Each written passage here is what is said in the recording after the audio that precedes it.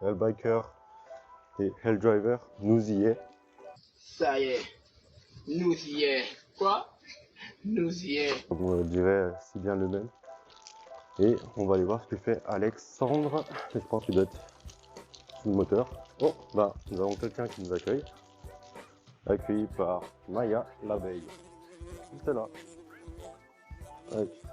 Bon Alexandre, qu'est-ce que tu nous fais là? Je suis en train de réparer ma connerie. Ta merguez, tu veux dire? Ça vous touchez pas au merguez, ça va pas ou quoi? Ouais, une sacrée merguez qui roule sans huile, hein. BMW, tu sais ce que c'est avec les capteurs de niveau d'huile, mais en plus ces connards ils mettent pas de jauge à huile manuelle sur ces modèles-là, hein. 118i M43, donc forcément quand le capteur est défaillant qui te dit que le niveau est bon alors que pas du tout et que tu roules sans huile, bah ça fait des dégâts. Donc et forcément quand tu répares le moteur mécaniquement et que quand tu remontes et qu'il y a une borne que tu branches sur rien, t'as le calculateur qui se met un peu en défaut et surtout qu'il lui manque un peu de jus, donc il va pas pouvoir démarrer correctement. Donc là, ça devrait être bon. Voilà. Bon, nickel. Donc du coup, tu veux nous juste raconter un peu l'antécédent de ce véhicule pour passer sur l'autre merguez, mais pire que celle-ci. Oh, ouais. Peut-être pas en fait, mais dans le même état quoi. Dans le même état. Je sais pas si. Ouais, faut pas ça, super. Nom de Dieu, la technologie maintenant. Wow. Alors dans l'idée c'est que cette voiture je l'ai acquis pour 300 € à peu près parce que le mec il voulait s'en débarrasser et que au vu des frais qu'il y avait à faire dessus bah c'était bien trop. Donc moi je me suis dit, vu que j'aime bien démonter un peu les moteurs de voiture, je me suis dit tiens je vais la récupérer quitte à perdre un peu d'argent au risque de perdre de l'argent. Mais je me suis dit tiens je vais m'occuper d'une BMW. J'aime pas trop parce que c'est vite compliqué pour pas grand chose. Quand ça fonctionne c'est très bien mais quand ça commence à déconner bah, c'est vite la merde. Donc je me suis dit bah, je vais quand même me lancer dedans comme projet et après 2700 € de frais dedans bah, elle est enfin prête à démarrer sauf qu'au dernier moment bah, elle démarrait pas. Alors il faut savoir que ce qui a été fait dessus c'est que tous les joints ont été remplacés, tout en fait, tout ce qui pouvait être démonté a été démonté. Après en termes de mécanique moteur il y a eu le vilebrequin qui a été changé, les 4 pistons qui ont été changés, le cylindre numéro 1 il avait trop de jeu. Les coussinets de bielle, bah, sur le piston numéro 1, il n'y avait plus de coussinets de bielle, littéralement. Il y avait trop de jeu, donc c'est vrai que ça avait bouffé pas mal de choses. Et même les coussinets ont réussi à tourner sur eux-mêmes, alors que techniquement, c'est pas vraiment possible. Donc ça a tellement chauffé. Et même les 4 bielles avaient une sale gueule, quoi. Donc bon, tout a été remonté. J'ai même acheté des bielles chinoises. Pour, histoire de dire. C'est le sujet principal parce que c'est vrai que on n'en voit pas partout des bielles chinoises de voitures. Et je me suis dit que pour 70 balles, 4 bielles neuves, je me dis c'est pas cher parce que des BMW, il y en avait d'occasion mais il y en avait plus de dispo. Donc je me suis dit bah autant en acheter des chinoises pour voir un peu ce que ça donne. Bon sur cette merguez là c'est pas très grave. Et en fait au toucher et au poids, en fait c'est très rassurant et j'étais même surpris de la qualité que c'était. Bon, je m'attendais pas à une qualité moindre, mais en tout cas c'est très qualitatif et on dirait que c'est presque d'origine. Donc à voir à long terme ce que ça va donner, surtout que je compte faire un petit stage 1 même si ça va pas gagner grand chose, mais au moins madame sera contente. Et voilà, donc c'est vrai que c'était pas une mince affaire, surtout quand t'as pas de pont et que tu dois enlever la boîte de vitesse et enlever le moteur, bah c'est vite la merde quoi. Donc tout ça c'est pour la madame, c'est même pas pour toi. Eh non, c'est même pas pour moi, c'est pour madame. Si tu roules avec quoi, Alex? Oh putain. C'est une petite Mégane RS de 2014, 265 chevaux, 380 Nm de couple de base. Et actuellement, elle est en stage 2, donc elle sort 310 chevaux et 384 Nm de couple. Et encore, c'est pas fini, il y a tellement de boulot à faire dessus. Elle a 200 000 km. Et 220 000 exactement.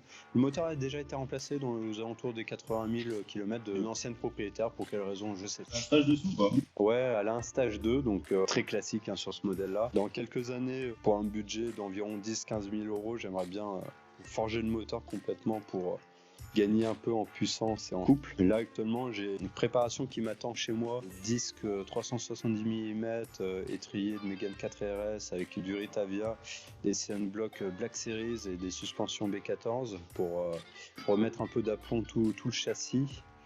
Et après tout l'entretien qui manque avec de l'huile céramique. Bon, j'aime bien l'huile céramique, ça protège bien le moteur, je trouve. Mais bon. Tu vois la différence entre l'huile céramique? Non, pas spécialement, mais c'est surtout à mon avis à long terme que ça change quelque chose. Ouais, 200 000 km, elle m'a jamais fait défaut. Le seul défaut que je lui ai fait une fois, c'est toucher la borne plus avec la borne moins. Elle a pas trop aimé. Ça avait fait un vrai sapin de Noël. Elle était paralysée d'un côté comme si elle faisait un AVC. C'était assez surprenant. Mais il y avait des fusibles sous le bac à batterie que je savais pas. Donc le garage m'avait remplacé. À prix réduit, le fusible, la pièce qui se produit en Pologne ou en Autriche, je sais plus où c'est là. Et non, franchement, c'est une voiture très très fiable. Et pourtant, on en met régulièrement dans la gueule. Et c'est presque incroyable ce moteur-là. Donc ça mérite un vrai entretien, une vraie attention particulière. Et franchement, ça a de la gueule. Ça a de la gueule. Après, bon, derrière, j'ai une petite Yamaha R1 pour les connaisseurs. Donc du coup, Renault, tu dis que toi c'est fiable, BMW t'aimes pas du tout parce que Ouais, toi, BMW c'est bien parce que technologiquement ils ont toujours été un peu en avance par rapport à ce qu'ils font. Et le problème c'est que quand ça merde, quand il y a un petit truc qui merde, bah en fait tout merde et ça fout la merde de partout.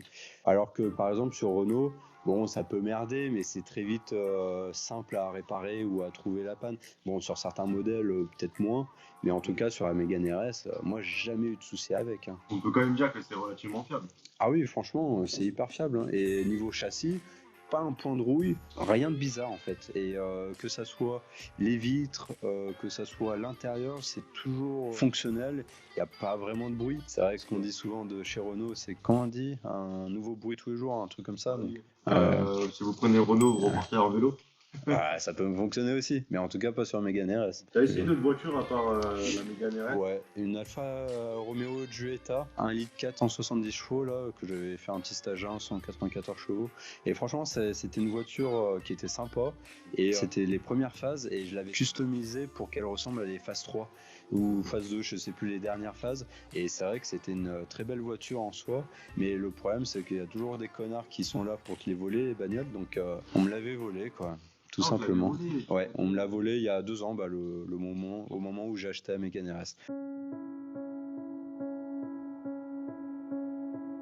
Ça, son indiscrétion. De quoi? Quelle ville? Ah, mais juste là, hein. Ah, ok, d'accord. Ah, juste devant, chez moi. Donc, Juste pas, devant. pas forcément dans les grandes villes alors. Non, mais bon, ces connards, ils venaient de Givor, quoi. Donc, bon. Ah bon, bah, c'est pas... Ah, putain, achetez-vous une Clio 1. En plus, elle a été retrouvée au bout de 2 semaines. Ils avaient fait un casse de vol de gasoil et ils avaient en foutu plein le coffre. Je sais pas comment ils se sont démerdés. Mais en tout cas, ouais, ils ont pas fait dans la dentelle quoi, avec la voiture. Et c'est vrai que quand tu la revois, tu te dis, bon, y a un connard qui a posé son cul dedans.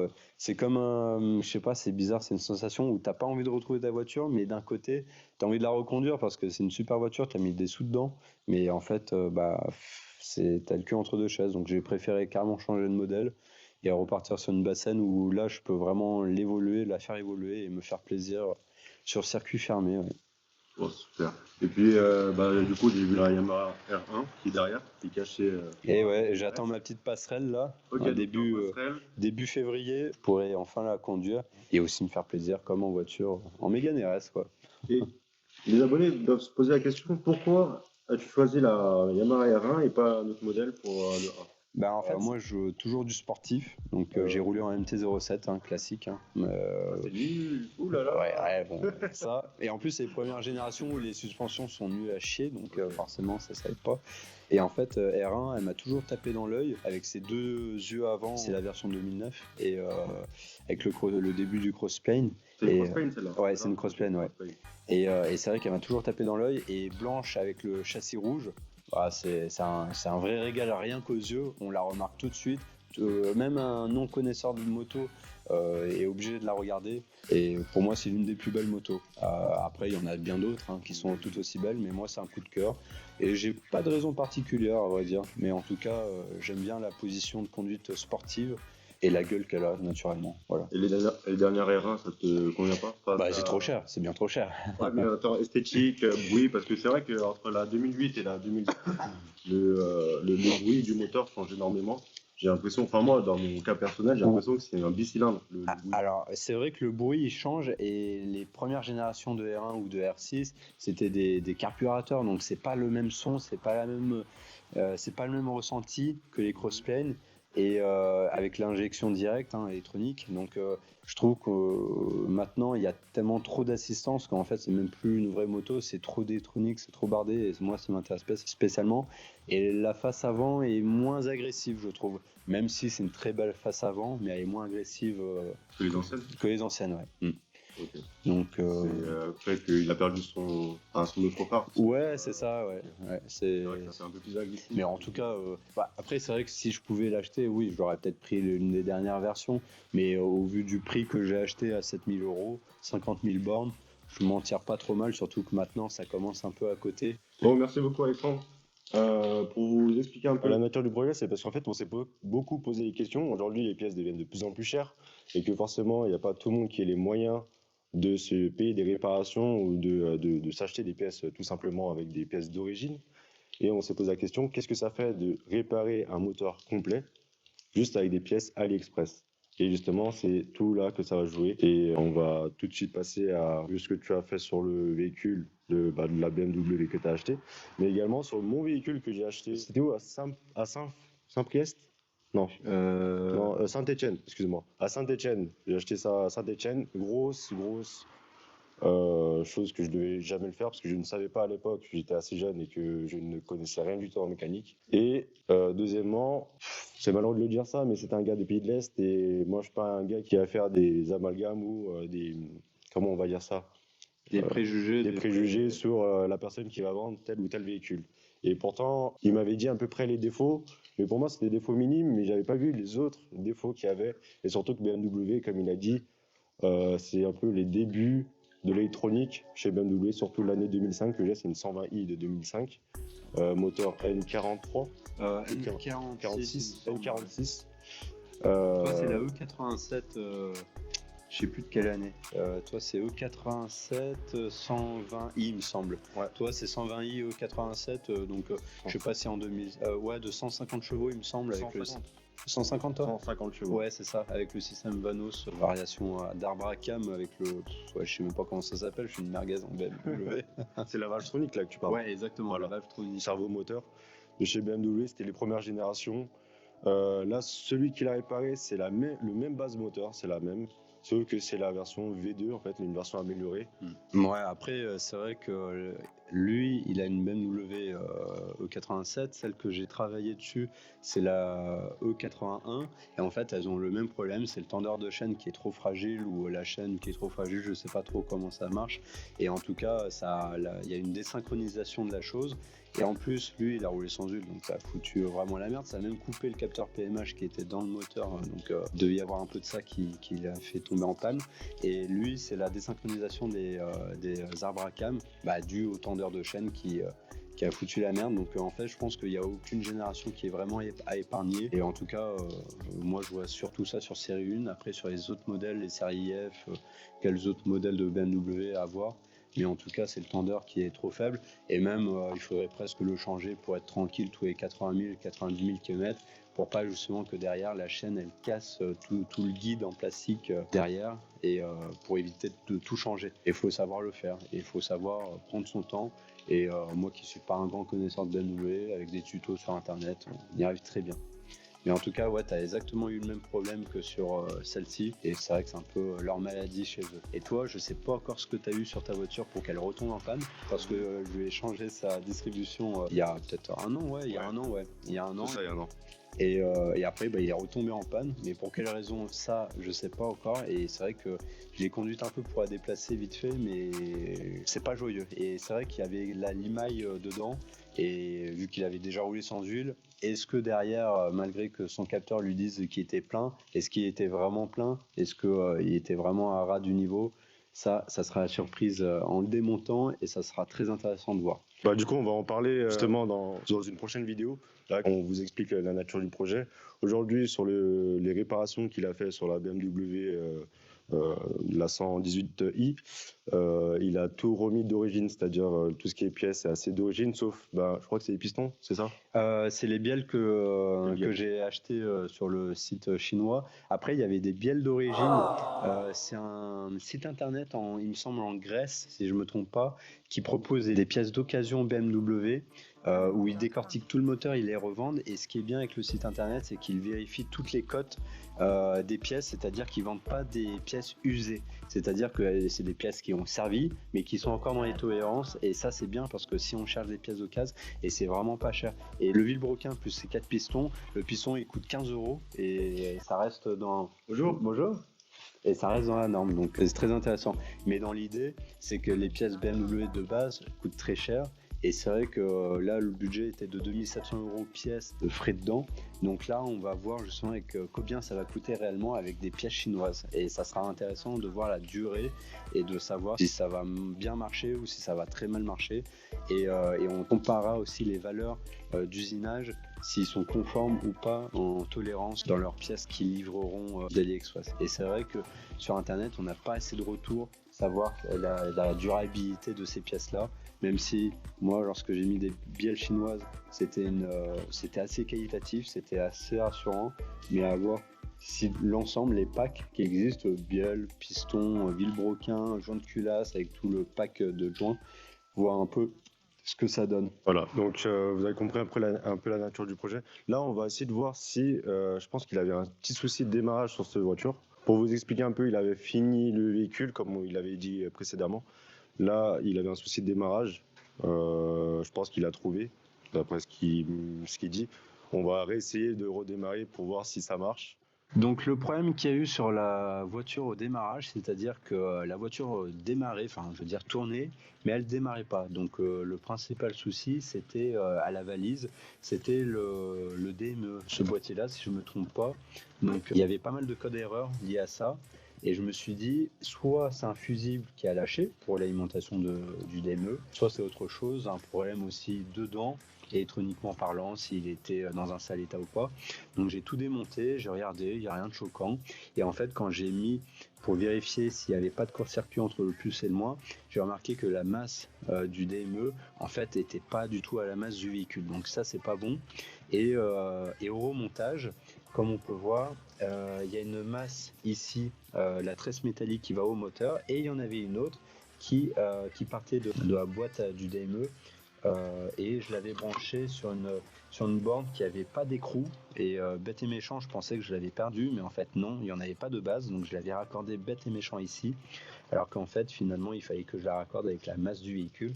Et quand j'ai fait ça, la masse est revenue sur le boîtier, donc on va voir si le DME se met toujours en défaut ou pas, et à voir s'il démarre. Normalement, ça devrait démarrer correctement, et en espérant que ça soit ça le problème. Et bien sûr, avec BMW, la moindre opération qu'il faut faire, il faut tout réinitialiser, enclencher le CAS, tout le tralala. Donc des fois, quand on bricole sur BMW, c'est bien d'avoir une petite valise de dépannage. J'avais la Delphi 150 classique, avec le petit ordinateur qui va bien avec, et ça se connectait pas sur le véhicule, je comprenais pas pourquoi, donc j'ai utilisé une valise Altidiag Pro de chez Topdon qui marche très bien, et ça m'a ressorti des codes erreurs liés au DME. Donc là, on va remettre la batterie, on va réinitialiser un peu tout ça pour réenclencher tout ce qu'il faut réenclencher et voir si ça démarre. Normalement, ça devrait démarrer. Donc là, je récupère celle de la BM en faisant attention pour pas reflinguer ma voiture. Hop. Putain, ça me fait mal au cœur de se dire j'utilise la batterie de ma Mégane RS pour alimenter une BMW de merde. Non, je rigole. Moi, ce qui est chiant, c'est que je suis le cadreur alors que je devrais apparaître dans la vidéo. Après, t'as bien de la chance, t'es moche, donc t'aurais eu moins d'audience avec ta tronche de merde. Super sympa, le Mergano là. Réparateur de merguez, bah ouais, forcément, je t'appelle Mergano. Ouais, mais t'as bien raison. C'est pour que tu puisses réparer toutes ces merguez juste avec des vidéos YouTube. Eh ouais. Mais en fait, moi j'ai toujours eu un penchant pour le démontage-remontage. C'est-à-dire que, étant petit, je démontais toujours ce que je trouvais, mais je remontais jamais, ça me faisait chier. Mais je me suis dit un jour, à force de regarder des vidéos de démontage-remontage de voitures, ben, je me suis dit, je vais me lancer un défi, je vais acheter une merguez à 100 €, la moins chère possible, et je vais la remettre en route. J'avais peut-être investi au début, 1400 € en termes de pièces, matériel, outillage, tout ça, et bah finalement, elle a passé le contrôle technique haut la main, et il y avait zéro souci dessus. Et c'est vrai que dans mon esprit, c'est pourquoi acheter des voitures neuves si les gens lambda peuvent les réparer pour des choses aussi simples. Après, bien sûr, il faut du temps, il faut de la santé, il faut un peu de place. Ça, tu peux pas le faire au coin de la rue. Et c'est vrai que ça me fait toujours mal au cœur de me dire qu'il y a des voitures qui sont pas en si mauvais état, qui partent à la casse parce que ça fait trop de frais. Et c'est pour ça que je suis parti toujours de l'idée que lorsque je rends service à des gens qui ont besoin de faire des distributions, des vidanges, tout ça, que en fait ça coûte tellement cher de base que les gens ils donnent ce qu'ils veulent, ce qu'ils peuvent et ce qu'ils veulent. Parce que moi j'ai le plaisir de bricoler et j'ai le plaisir de rendre service aux gens. Et les gens, ils ont le plaisir de récupérer leur véhicule avec la maintenance faite. Donc, le sentiment d'avoir rendu service, il n'y a rien de mieux que de se dire on a fait plaisir aux gens. Ça, c'est une mentalité assez rare dans la vie de commun. Ah, c'est une Aujourd'hui, mentalité normande, hein. C'est un rendre service sans rien demander en retour. C'est un peu rare, effectivement, mais c'est toujours agréable d'entendre ce genre de discours parce que on a toujours l'impression que les gens, ils... Et c'est pour ça que tu mérites tout simplement que j'investisse dans un Ouais. garage. En tout cas, Parce que là, t'as pas de fond, t'as rien. C'est assez compliqué justement de passer en dessous à H24. eh ben, Non, t'as... Oui, c'est compliqué, je respire de la merde, de la poussière, c'est vrai que c'est pas ce qu'il y a de mieux. Mais il faut pas être trop haut, déjà ça. Et c'est vrai que dans un petit pont hydraulique qui soulève naturellement la voiture, qui soit pas un gros pont, mais un petit pont hydraulique ou électrique, hein, je sais pas comment ça marche. Franchement, ça serait quelque chose de très très agréable, comme ce qu'a Garage Bagnole et Rock'n'Roll.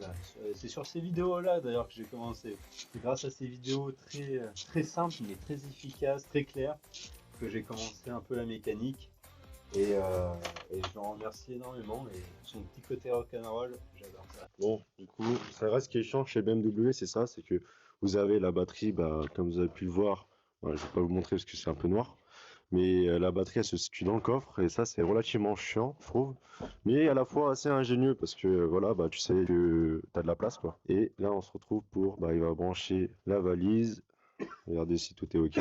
Normalement là, ça devrait être pas trop mal. Ah, Ah, tu penses que ça va démarrer ou pas? déjà là c'est pas mal.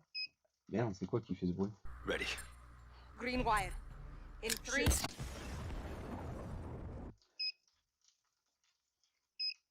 Je crois que tu dois désamorcer la bombe. Ouais. T'as un câble rouge et un câble bleu là-bas. Ah merde, ouais, bah, je vais le désamorcer en enlevant le fusible, hein, ça sera plus simple je crois. Ah, déjà là c'est pas mal parce que sans la masse du véhicule, bah il me trouvait pas le VN du véhicule. Donc là Là, on part on a sur bien. un truc sain. Donc là tout est au vert. Déjà j'ai effacé tous les défauts. Je vais essayer de démarrer, voir si elle démarre naturellement. Si elle démarre pas, réenclencher le CAS. Ouh là, tous les erreurs. Ouh, oui, ça fait beaucoup d'erreurs. Mais c'est normal quand tu sais qu'il te manquait une masse au calculateur. Donc ça, je m'en fous le rapport. Quand ça m'a... Clear code, tiens. Hop, allez, on efface tout, efface tout. Hop, on va voir ce que ça donne. Et là tu vas tenter le démarrage? Ouais, on va tenter. Ok. Couper le contact et remonter. Ok. Usure de plaquettes des freins. Possibilité sur arrière. Bon, ça, en soi, c'est pas grand chose. Ah, petite tentative? Allez, Non. on va tenter. Ah, Ah, presque hein, presque. là, c'était pas mal. Là. On était pas mal. Ça fait quand même un bruit de diesel, non? Ouais, ça claque un peu, c'est bizarre ça. Ça rend toujours le bruit de désamorçage de bombe. Hein. Alors, voyons voir les cas d'erreur qui m'ont sorti. ABS, unité de module passerelle. Tiens, il y a un truc à passerelle. Éclairage. Ah, le casque il est normal, tiens. Feu de recul. Ok, c'est pas terrible ça, je pense. On va aller dans les services. BMW. Confirmé.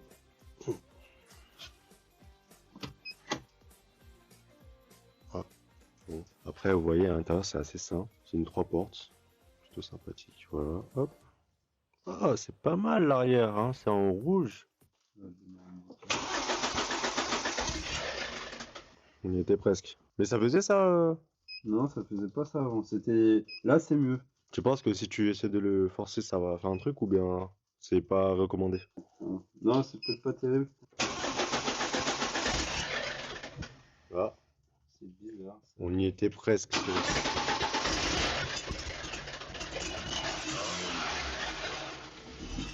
Ah, c'est bon. On démarre.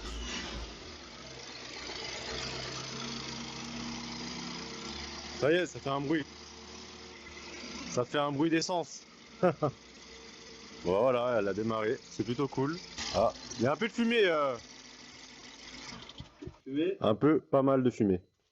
Après, c'est peut-être. La condensation? Ouais, c'est peut-être les produits aussi que. Ah ouais, il y avait de l'essence qui avait coulé un peu au niveau des durées. Ok. C'est peut-être pas grand-chose. Après, il y avait peut-être un peu d'huile.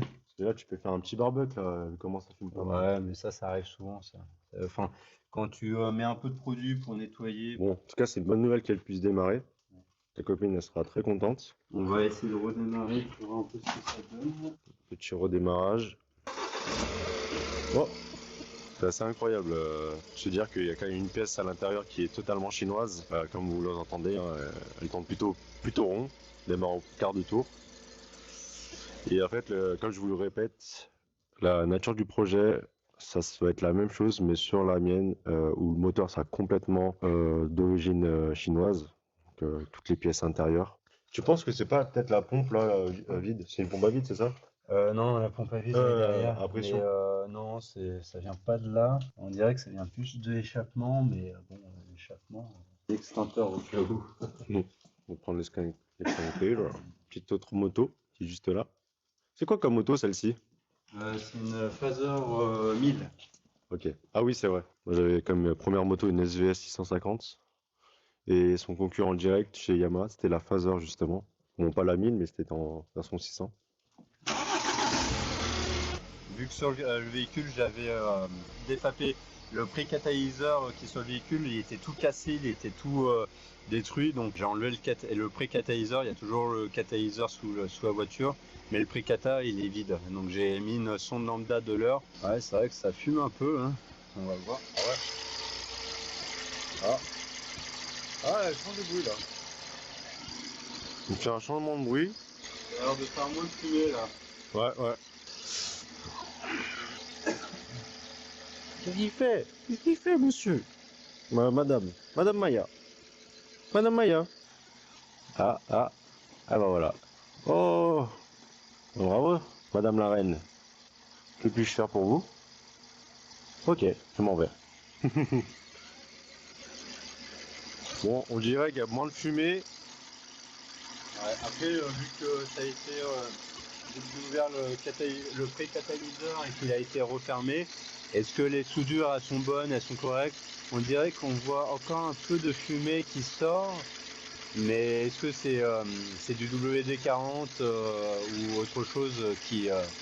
Pour l'instant, je vois. Il n'y a plus d'odeur par rapport à tout à l'heure. Ouais, mais il y a toujours un petit truc au fond et ça me dérange un peu. J'espère que la soudure elle est assez propre. Ah oui. Ah oui, on la voit là. Ouais. On la voit. Il y a toujours un peu de truc, donc soit la sonde lambda a mal été branchée.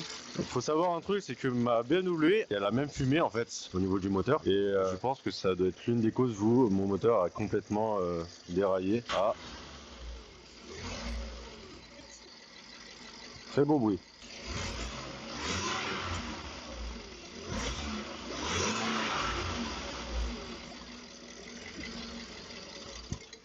Donc, comme on se retrouve avec l'extincteur parce qu'il a failli prendre feu. Non, je plaisante. Il y a un peu de fumée qui sort de l'échappement, donc je sais pas si c'est lié au vidage du catalyseur, du pré-catalyseur et après à la resoudure, si la soudure elle est propre, si elle est comme il faudrait qu'elle soit. Donc ça, il faudra que je creuse un peu le sujet. Après là, en tapant un peu dans l'accélération, elle a un peu brouté et après elle a calé. Donc à voir aussi derrière si le calage de la distribution elle est bonne et parce qu'il y avait le déphaseur d'arbre à cam côté échappement qui claquait lorsque je tournais le moteur. Et donc c'est peut-être ça aussi qui est pas terrible. Donc on va regarder un peu les codes erreurs qui en ressortent. Mais si la voiture n'accepte vraiment pas le décatalysage, Le fait que tu as retiré le décatalyseur? ouais, le pré-catalyseur. Le catalyseur principal est toujours sous la voiture, donc ça Ok. c'est bon. Mais à voir si le pré-cata en le vidant, si c'est ça aussi qui merde ou pas.